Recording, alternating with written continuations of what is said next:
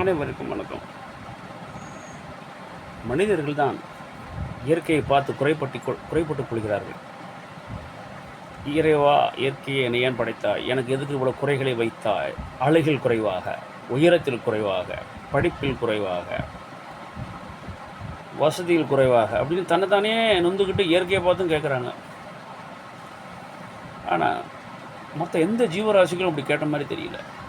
ஒரு பசுமாடு ரோட்டில் தான் படுத்துருக்கு, அங்கே விளையிற புல்லை தான் சாப்பிடுது, அழகாக எல்லாருக்கும் பால் கொடுக்குது.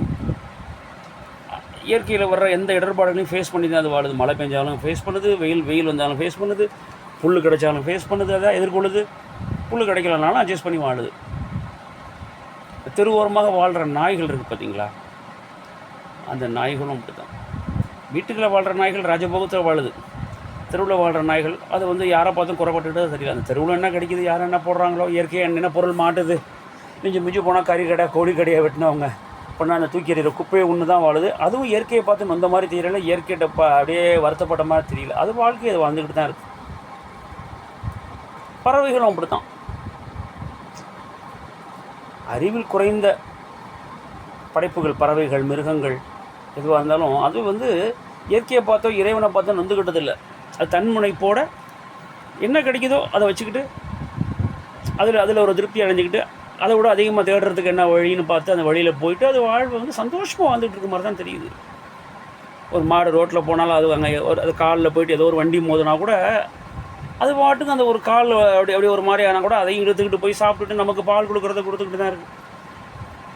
நாயும் அப்படி தான். எவனோ ஒருத்தன் பைக்கில் மோதிடுவாங்க, காரில் மோதிடுவாங்க, அந்த ஒரு கால் உடஞ்சிடும், அதோடு அதை இழுத்துக்கிட்டு வாழ்க்கையை வாழ்ந்துக்கிட்டு தான் இருக்குது. யாரை பார்த்தும் நொந்ததாக குற்றம் சொன்னதாக எதுவுமே கிடையாது. ஆனால் மனுஷனுக்கு எல்லாம் படைக்கப்பட்டு, சகல வசதிகளும் படைக்கப்பட்டு, சகல செல்வங்களும் படைக்கப்பட்டு இறைவன் அப்பையும் கேள்வி, ஏன் இறைவா என்னை நிறத்தில் கம்மியாக படைச்சிட்ட?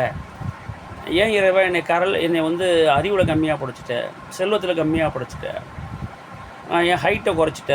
எல்லாத்துக்கும் ஒரு காரண காரியம் இல்லாமல் இருக்காது இல்லையா? அதெல்லாம் நம்ம அந்த குறைகளை நினைத்து நம்ம ஏன் இன்னும் குன்றி போகணும்? அதை ஏன் குறைன்னு நினைக்கணும்? எந்த மிருகங்களும் அந்த குறைன்னு நினைக்கிறதே இல்லை. எந்த மிருகமும் ஒரு மிருகத்தை பார்த்து தான் இன்ஃபீரியர் அப்படின்னு நினைக்கிறதே கிடையாது. அது வாழ்க்கை அது வாழ்ந்துக்கிட்டு நான் சுப்பீரியர், நான் கிரேட் அப்படின்ட்டு தான் ஒவ்வொரு மிருகங்களும் வாழ்கிற மாதிரி எனக்கு தோணுது. மனுஷன்தான் நான் ரொம்ப கீழானவன், அவன் என்னோட மேலானவன் அப்படிங்கிற ஒரு காம்ப்ளெக்ஸை உள்ளே வச்சுக்கிட்டு, எண்ணெய் ஓட்டத்தை உள்ளே வச்சுக்கிட்டு இயற்கையை பார்த்து நொந்துக்கிட்டு இருக்கிறாங்க.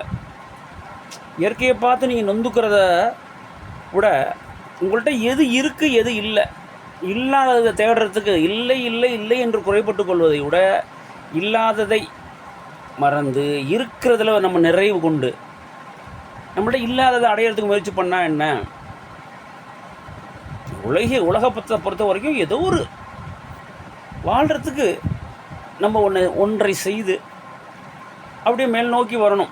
செல்வம் வந்தால் எல்லாமே யாராக இருந்தாலும் அந்த உலகம் மதிக்கும் அப்படிங்கிற மாதிரி தான் போயிடுச்சு. ஓகே, ஆனால் அந்த எண்ண ஓட்டமே முதல்ல தப்பு தான். ஆனால் செல்வம் வேணும், எல்லோரும் வாழ்வதற்கு செல்வம் வேணும், அடுத்தவங்க உதவி பண்ணுறதுக்கும் செல்வம் வேணும். அதனால் அதுக்காக செல்வம் அப்படின்ட்டு செல்வம்னா அறிவு செல்வம் தேடி போகலாம். அறிவு செல்வம் வளர நமக்கும் பயன்படும், நம்மளுடைய சமூகத்துக்கும் பயன்படும், நம்மளுடைய நாட்டுக்கும் பயன்படும், உலகத்துக்கே பயன்படும் அறிவியல் செல்வம். இந்த பொருள் செல்வத்துக்காக அப்படியே பைத்தியம் பிடிச்சி அலையணும்னு அவசியம் கிடையாது. ஆனால் பொருள் செல்வமும் வேண்டும். அறிவு செல்வம் தேட முடியவில்லை என்றால், பொருள் செல்வம் நமக்கு கிடைக்கவில்லை என்றால், நம்ம ஏன் நொந்து போய் இடிஞ்சு போய் உட்காந்து நம்ம இறைவா என்னை ஏன் இப்படி இதில் கம்மியாக படைச்சா அதில் கம்மியாக படைச்சோன்னு ஏன் புலம்பணும்? நம்மக்கிட்ட என்ன அறிவு இருக்கோ, நம்மக்கிட்ட என்ன திறமை இருக்கோ, அந்த திறமையில் செஞ்சு அதில் கொஞ்சமாக மொத்தமாக ஒரு மாடிக்கு போகிறது, முதல் மாடிக்கு போகிறதுனா எப்படியும் 18 படி 22 படி தான் வைக்கிறாங்க. முதல் படி, 2வது படி, 3வது படி ஏறி நம்ம அந்த முதல் மாடிக்கு போகிறதுக்கு முயற்சி பண்ணலாமே. உலக செல்வத்தில், அறிவு செல்வத்துலேயும் இல்லாத நினச்சி நம்ம வேதனைப்பட்டு வருத்தப்பட்டு என்ன ஆக போகுது? தன்னைத்தானே குறைப்பட்டு கொண்டு நம்மளை படைத்த இயற்கையவும் இறைசக்தியும் பார்த்து குறைப்பட்டு கொண்டு அப்படியே நிம்மதி இல்லாமல் ஒரே ஸ்ட்ரெஸ்ஸோட ஏன் வாழணும், எதுக்கும் வாழணும்? அப்படி வாழாமல் எல்லாவற்றையும் படைத்த இந்த இயற்கையை நாம் விமர்சனம் செய்யாமல், இயற்கையாக நாம் இணைந்து எனக்கு இது தான் கிடைச்சிருக்கு, இதில் நான் என்னால் முடிஞ்ச உழைப்பை போடுவேன், அந்த உழைப்பு என்னை எங்கே கொண்டு உயர்த்தி வைக்கிதோ அது வரைக்கும் வைக்கட்டும், நம்ம பாட்டுக்கு நம்ம வேலையை பார்த்துக்கிட்டு போயிட்டே இருக்க வேண்டியது தானே. மிருகங்கள் அப்படி தானே இருக்குது.